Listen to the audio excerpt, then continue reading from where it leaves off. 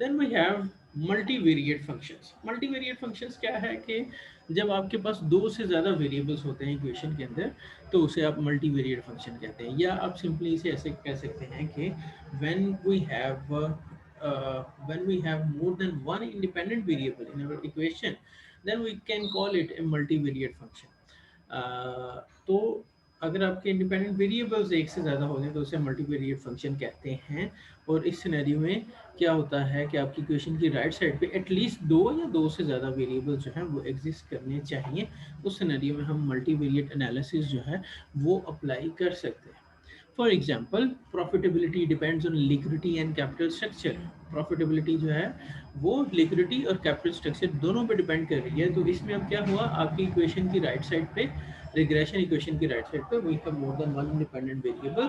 सो ये multivariate analysis, इसके ऊपर जब हम कोई स्टैटिस्टिकल टेक्निक अप्लाई करेंगे और रिजल्ट्स निकलेंगे तो हम कहेंगे कि हमने मल्टीवेरिएट एनालिसिस जो है वो अप्लाई किया है अपने डेटा के ऊपर। अब मल्टीवेरिएट एनालिसिस जो है उसको आप पार्शियल डेरिवेटिव के थ्रू जो है वो सॉल्व करने की कोशिश करते हैं। When we have one dependent and one independent variable तो उसको टोटल डेरिवेटिव जो है वो अप्लाई करते थे। But when we have multivariate analysis तो उसके अंदर फिर आप पार्शियल डेरिवेटिव जो है उसे अप्लाई करते हो। Now what is partial derivative?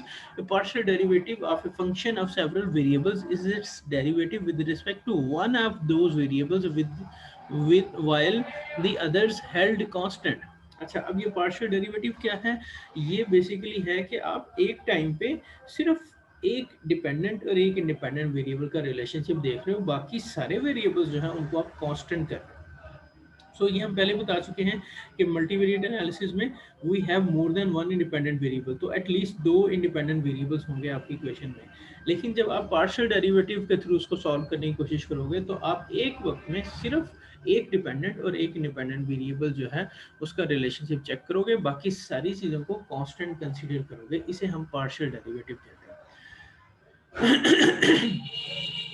as opposed to total derivative in which all variables are allowed to vary। So total derivative में क्या था, डेरिवेटिव में क्या आपके सारे वेरिएबल्स एट ए टाइम जो है वो वेरी कर रहे थे। और इसकी जो सिंबल है उधर dy बाई डी एक्स लिखा था, इधर ये सिंबल इसकी जो है वो यूज होती है। तो इसको आप जो है वो इस्तेमाल कर सकते हैं पार्शियल डेरिवेटिव के तौर पे। Now, methods to partially differentiate function. Um, you have as many first order partial derivatives as number of independent variables. Okay. And when we differentiate a variable with respect to any one independent variable, we treat all other variables as if they were constant। ये हम definition के अंदर देख चुके हैं। All the usual rules of differentiation are applicable। जो पीछे सारे rules हैं differentiation के डेरिवेटिव से रेलिवेंट, वो सारे के सारे इधर एप्लीकेबल हैं।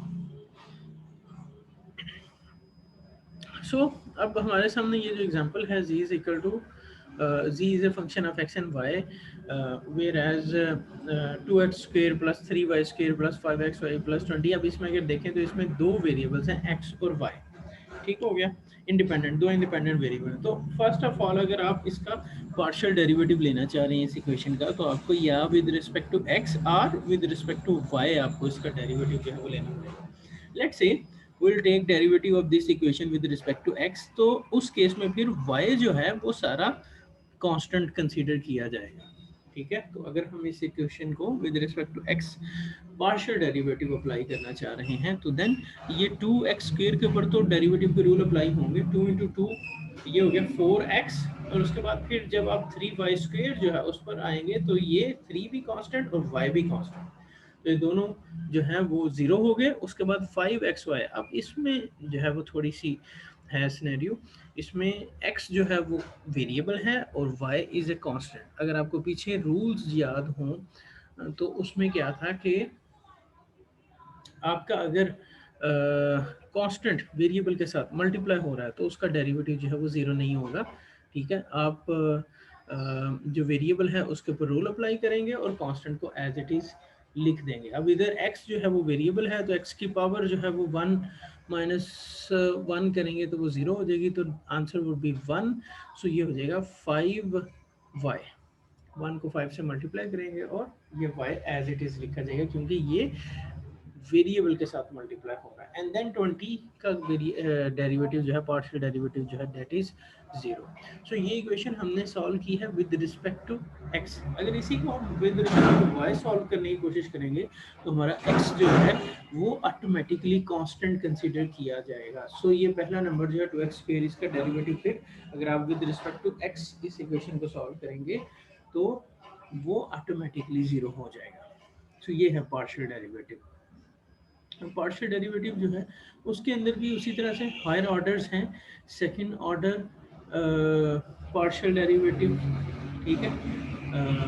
अच्छा, सो इसके अंदर भी सिनेरियो उस तरह से हैं, लेकिन इसमें एक और चीज़ है कि जब आप partial second order partial derivative में जाते हैं तो उसमें फिर second order direct partial derivative और second order cross partial derivative जो है, ये दोनों चीज़ें जो हैं ये एग्जिस्ट करती हैं। अब second order direct partial derivative क्या है कि आपने ये जो इक्वेशन आपके पास है 2x square plus 3y square plus 5xy plus 20, तो इसको पहले आपने विद रिस्पेक्ट टू x आपने डेरिवेटिव लिया, first order derivative partial derivative, and then again इसी जो आंसर आया था उसका first order second order partial derivative लिया with respect to x again, तो इसे हम कहेंगे कि ये second order direct partial derivative है। लेकिन अगर आपने इस इक्वेशन का फर्स्ट टाइम में फर्स्ट ऑर्डर पार्शियल डेरिवेटिव जो है वो विद रिस्पेक्ट टू x लिया, एंड देन आपने सेकंड उसका डेरिवेटिव जो है विद रिस्पेक्ट टू y लिया, तो देन ये cross second order cross partial derivative जो है वो बन जाएगा। सो इसको इधर जो है वो